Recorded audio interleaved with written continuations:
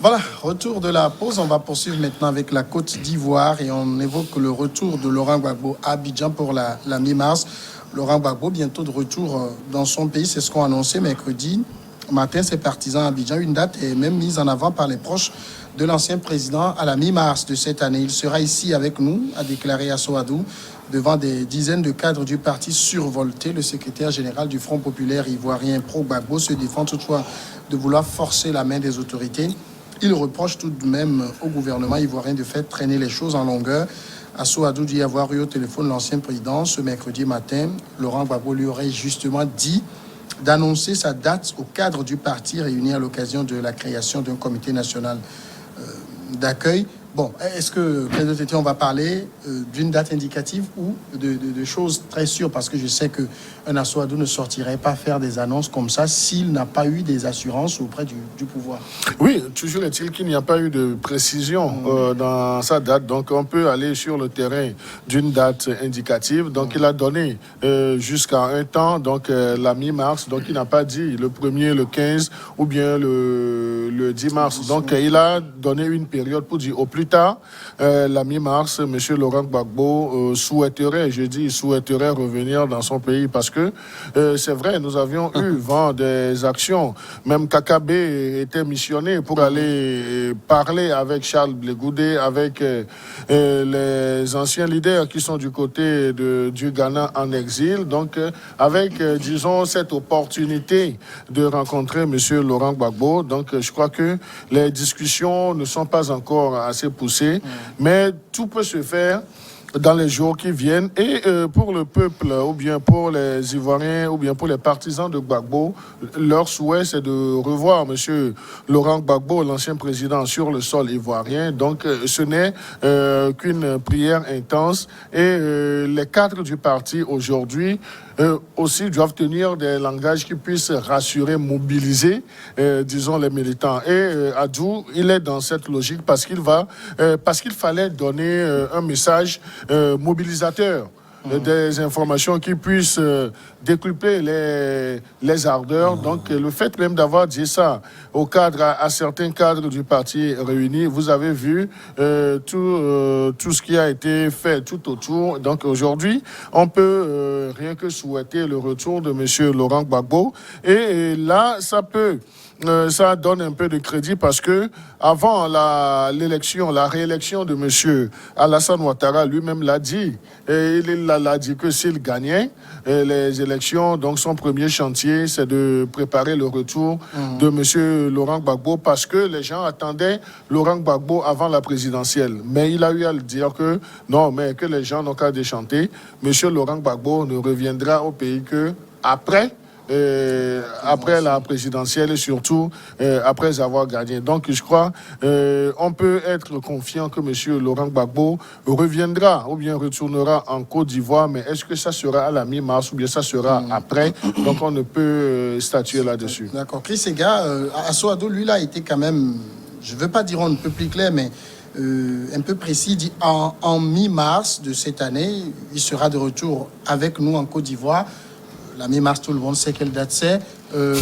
C'est une pression qu'il met sur le pouvoir? Oui, mais la question, peut-être que ta question apporte un appel à une autre de ma part. À quelle date aura lieu les législatives? Le 6 mars. Le 6 mars. Ouais. Et mi-mars, c'est bien après les législatives. Oui. Ben voilà, pour rejoindre un peu le développement que Credo a fait tout à l'heure, comme quoi, quand il s'agissait des présidentielles, Alassane Ouattara avait dit que son retour au pays ne peut intervenir qu'après les présidentielles, et pour raison, parce que vous savez, le retour même de Gbagbo est un événement, pas un petit événement, et que ça peut bouleverser beaucoup de choses en Côte d'Ivoire. Il vaudrait mieux que cela intervienne le plus tard possible, surtout avant ces échéances électorales. Les échéances électorales, je veux dire, les présidentielles et ensuite les législatives. Parce les présidentielles ne serviront à rien si les législatives ne sont pas remportées par Alassane Ouattara. Parce que, à ma connaissance, c'est là que se joue le gouvernement. Et il vaudrait mieux qu'il ait la majorité à l'Assemblée pour avoir les coups de franche et pour passer les lois, pour constituer un gouvernement et appliquer sa politique de développement. Donc, vous croyez très bien que quand on dit mi-mars, mi-mars, c'est bien après la tenue des législatives, et et si cet événement arrivait, je crois que c'est pour constater que c'est Alassane Ouattara qui a remporté ces législatives-là. Donc, mais Credo a dit quelque chose de très important sur lequel je voudrais revenir quand même, c'est que l'annonce-là, ça peut provoquer, c'est pour avoir un effet. C'est justement pour avoir un effet d'annonce, pour un effet de mobilisation, et dire que c'est éminent que le président Gbagbo revienne au pays. C'est pour galvaniser la foule, faire en sorte que les gens se mobilisent dans la direction qu'on veut. Mais je crois que c'est plutôt stratégique, plus stratégique que pratique. On n'a pas besoin d'annoncer le retour de Gbagbo, mais si on le fait à ce moment-ci de la campagne électorale, c'est pour dire aux gens que Gbagbo est dans la danse avec nous, puisque son parti participe à ces législatives-là, que ils veulent créer du sens, faire en sorte que les gens se mobilisent pour voter, mais je crois que c'est plutôt pour avoir un effet d'annonce, mais dire que le retour de Gbagbo, c'est vrai, c'est un événement, mais cela n'interviendra que quand ces échéances-là seraient passées. Voilà. Mais Assouadou a dit quand même au cadre du parti que, et je rappelle que ce n'est pas seulement devant les cadres, il y avait aussi les médias, qu'il a eu le président Gbagbo au téléphone qui lui a dit de leur dire. Alors. Oui, bien sûr. Oui. On va le dire comment. Il y a quand même un peu d'historique que je voulais faire par rapport à ça, et puis il y a beaucoup de paramètres qui doivent entrer en jeu. N'oublions pas que le président Gbagbo avait fait une demande de délivrance d'un passeport, et ça a été retardé pour qu'au final le pouvoir Ouattara ne daigne lui accorder le passeport qui lui a été remis d'ailleurs par l'ambassadeur ivoirien en Belgique. Donc il faut voir qu'il y a déjà un processus de négociation qui était en cours entre le camp Ouattara et les proches de Gbagbo. De la même manière qu'il y a déjà aussi des négociations entre Charles de Gaulle et le pouvoir en place pour un retour de... Donc il y a ce processus qui est déjà entamé, et Ouattara n'attendait que la validation de son nouveau mandat, de son 3e mandat, pour enclencher un processus de réconciliation. D'ailleurs, KKB, Bertin Kouadiokona, n'a pas été investi comme ministre de la réconciliation pour rien, parce que on sait que c'est un transfert du PDCI, et qui est proche de Gbagbo également, qui est proche de Blé Goudé, et qui est aussi également proche. Donc, c'est un créneau qui a été créé pour faciliter ce retour. Au-delà de ce processus de réconciliation qui a permis à ce que Gbagbo reçoive son passeport, il y a quand même un problème fondamental qui se pose. Et ça, ce problème-là, c'est au niveau de la CPI. Il ne faut pas oublier que Fadou, l'ancien procureur Fadou Bensouda, avait interjeté appel par rapport au procès qui avait donné la libération à Gbagbo. Et les juges doivent statuer pour fin mars. Maintenant, la question qui se pose est de savoir est-ce que les nouveaux juges, est-ce qu'ils vont accepter le premier verdict, confirmer l'acquittement, ou bien est-ce qu'ils vont dire non, il y a trop de manquements pour retourner au procès. Actuellement, on sait que les juges même, ils sont divisés sur la question. Donc il y en a qui sont pour un retour au jugement, au procès, et il y en a qui veulent tout simplement se débarrasser de ce dossier trop encombrant pour essayer d'évoluer sur d'autres dossiers. Donc, il y a aussi il va falloir que Gbagbo et Blé Goudé passent aussi par cette case CPI d'abord pour confirmer. Donc, comme on dit, le retour de Gbagbo pour le 15 mars, c'est peu probable. Parce qu'il y a le procès qui doit se tenir, je crois, le 31 mars, au plus tard. Donc, il va falloir attendre qu'il y ait un verdict de confirmation de l'acquittement ou bien de retour au procès. Donc, c'est un effet d'annonce, comme disait Chris Sega tout à l'heure, pour galvaniser les foules, à ce que les gens votent FPI pro-Gbagbo au détriment de FPI Afin-N'Guessan, pour que les gens votent et pour que on dise que oui, voilà, Gbagbo va revenir, il faudra qu'on lui accorde beaucoup plus de pouvoir à travers le Parlement et qu'il soit accueilli. Donc ça, c'est vraiment un jeu politique qui se joue actuellement. Tout le monde sait que Gbagbo ne pourra pas être en Côte d'Ivoire au plus tard le 15 mars. je ne veux pas dire que Souadou, il fait de la politique. Il joue sur l'image de le retour de Gbagbo pour mobiliser la troupe. Non, je crois que c'est la conclusion qu'on peut avoir de nos analyses. Je dis de nos analyses. Nous n'avons pas la prétention de dire que nous avons cette science infuse. Nous avons analysé par rapport aux faits qu'il y a. Et je voudrais ajouter, donc il y a le côté de la CPI que Innocent a développé, mais sur le plan national, donc il y a une condamnation également de 20 ans. Donc il va falloir, il y a un procès. Donc il va falloir vider également ce côté, et je crois que ce côté ne serait ça vidé. va être très difficile, mettre un Gbagbo en prison en Côte d'Ivoire.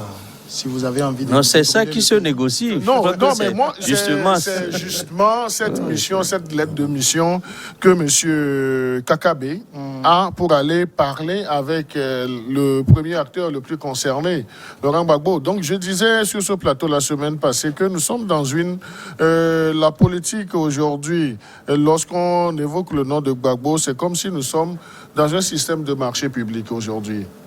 M. Ouattara n'a pas choisi fortuitement Kakabe pour occuper ce ministère. Donc aujourd'hui, entre le camp Ouattara et le camp Gbagbo, c'est la logique de l'offre et depuis de la demande. Donc vous demandez, vous, les pro-Gbagbo, que Gbagbo revienne. Mais qu'est-ce que vous offrez pour la stabilité politique de mon mandat? Donc c'est là où eux aussi, ils vont essayer de négocier. Donc la demande là, sûrement le camp de Laurent Gbagbo va demander à ce que qu'on fasse table rase de ces condamnations, de ce qu'il attend pour que le gars puisse être à l'aise. Mais le camp Ouattara aussi va dire, nous pouvons aller jusque là, raison que vous nous garantissez que vous n'allez pas troubler le pays, vous n'allez pas aller dans telle ou bien dans telle voie. D'ailleurs, tous les acteurs même du camp Ouattara et du camp Gbagbo sont déjà dans cette logique. Vous vous rappelez de l'interview de Gbagbo sur RFI France 24, lorsqu'il disait que la meilleure chose à faire, c'est s'asseoir et discuter. Donc, vous avez vu aussi Ouattara qui disait qu'il n'y a rien qui vaille la paix, qu'il faut réconcilier le pays, etc. Donc, on est déjà dans ce moule-là où... Non, le décor est déjà planté. Le décor est planté, où tous les acteurs sont quand même dans un processus de réconciliation où le camp Gbagbo va reconnaître les 5 ans à venir de Ouattara, et finalement Ouattara aussi qui va faire table rase dans un... N'oublie pas qu'il avait amnistié Simone Gbagbo. Il y aura ce même processus-là qui va se reconduire pour amnistier à la fois Blé Goudé, Gbagbo et tous les détenus qui sont au Ghana. Je dis détenus, mais tous les exilés qui sont au Ghana. Finalement, le retour de Gbagbo devient un enjeu politique sur lequel tout le monde veut surfer aujourd'hui. Écoutez, ça a été toujours un enjeu. Je crois que le processus là de négociation dont mon frère Innocent parle tout à l'heure, ça a commencé bien avant déjà les présidentielles. C'est, je crois, la veille des présidentielles que Ouattara déjà avait saisi le président ghanéen Akufo-Addo à l'époque pour négocier, pour intervenir, faire en sorte que on descende cette crise-là sans dégâts. Je crois à l'époque, c'est Gbagbo qui sortait, qui était encore avec toute sa fierté en sortant triomphalement des geôles de ces pays et qui pensait peut-être qu'il n'en avait pas besoin en ce moment-là de ce rapprochement-là avec Ouattara en ce moment-là qui avait décliné l'offre et plus tard. Et c'est pour cela d'ailleurs que le fait qu'on veuille lui donner son passeport a mis du temps parce que c'est donnant-donnant. Qu'est-ce que lui donne pour qu'on puisse lui donner ce sésame-là? Donc ça n'a pas eu lieu et Ouattara jouait sur le temps. Et il a dit que ça va être après les présidentielles. Après les présidentielles, on a dit, on ne l'a pas dit clairement, mais on sait que ce sera après les législatives parce que, on l'a dit tout à l'heure, c'est les législatives qui vont conférer tout le pouvoir à Alassane Ouattara, le pouvoir dont il a besoin pour mettre son plan de développement en chantier. Donc, le retour de Gbagbo est un enjeu aujourd'hui comme il a été avant les présidentielles, après les présidentielles et sans doute après les législatives parce que une fois qu'il serait revenu, on va en prendre acte. Mais il ne faut pas qu'il joue il ne faut pas qu'on lui donne l'occasion de jouer un rôle majeur alors qu'on est en train d'aller aux législatives. On connaît les enjeux des législatives, donc il reviendra sans doute. Ça a été un enjeu, mais ce sera après les effets comme ça. C'est 5 ans pour Alassane Ouattara, et puis après on verra. Gbagbo, il va vieillir, il va prendre encore 5 ans. En plus, on ne sait pas ce qu'il va devenir d'ici 5 ans. Écoutez. Dans ce jeu, finalement, qui pousse les pions? Mais il c'est faut le dire président. que Ouattara est gagnant sur tous les plans. Il est gagnant sur tous les plans. Parce que d'abord, vous avez vu tout ce qui s'est passé pour sa 3e candidature, son 3e mandat. Il est gagnant sur tous les plans parce que, il va paraître aux yeux des Ivoiriens comme celui qui a fait revenir Gbagbo au pays. Mais de toute façon, c'est lui qui l'a fait partir. Donc c'est normal. C'est lui encore qui lui a donné un passeport, c'est lui qui l'a fait revenir. Blé Goudé aussi, il va rentrer au pays et puis il y aura une amnistie générale. Il y aura peut-être une table ronde, j'en sais rien, où il y aura une amnistie générale pour tout ce qui s'est passé en 2010-2011. Et on va essayer maintenant de relancer le processus. Et n'oublions pas qu'il y a aussi un autre enjeu qui sera dans la Constitution où Ouattara avait déjà cette idée-là de limiter l'âge pour se présenter aux élections présidentielles. Donc, il y a ça qui va arriver, qui va exclure d'office le vieux de Daoukro, Bédié, qui va exclure à la fois Gbagbo, et Ouattara lui-même va s'exclure. Vous voyez, donc pour laisser la place à la jeune génération, comme lui-même l'avait dit. Donc, celui qui gagne sur tous les plans, c'est Ouattara. Ouais. Non, mais moi, je voudrais ajouter, donc il ne faudrait pas qu'on oublie que M. Alassane Ouattara est un animal politique. Et son camp est assez subtil. Vous voyez comment Alassane Ouattara a fini avec Bédié. Quand Bédié rouspétait, quand son camp. Comment il a fini avec lui juste par une image, par la symbolique d'une image. Le fait même de le prendre par son bras, de dire... dans cette et au même hôtel. Et au même hôtel, l'hôtel Ivoire. Donc là, il a su faire dans la communication politique. Et vous avez vu que depuis cela, leur Conseil national de transition, tout est à terre. Même si Bédié, à un certain moment, a voulu ressortir la tête de l'eau, donc ça n'a pas pris. Et là, le second aspect, aujourd'hui, monsieur Laurent Gbagbo, c'est là où je parle de la subtilité du camp d'Alassane Ouattara. Donc, il a déjà commencé par poser des pions à l'endroit de Charles Blé Goudé. Parce que ce sont les deux têtes. Si les deux têtes-là concordent d'une même stratégie, ça va poser des problèmes à monsieur Alassane Ouattara. Donc, il a anticipé. Et au sein de l'opinion, donc on dit, mais si Charles Blé Goudé est déjà récepteur des propositions, donc M. Laurent Gbagbo est un peu affaibli. Donc lui aussi, il va vouloir maintenant poser des conditions qui puissent lui garantir qu'il ne sera pas inquiété une fois de retour dans son pays. La pause et puis le dernier sujet tout de suite après. Mais là, tu vas...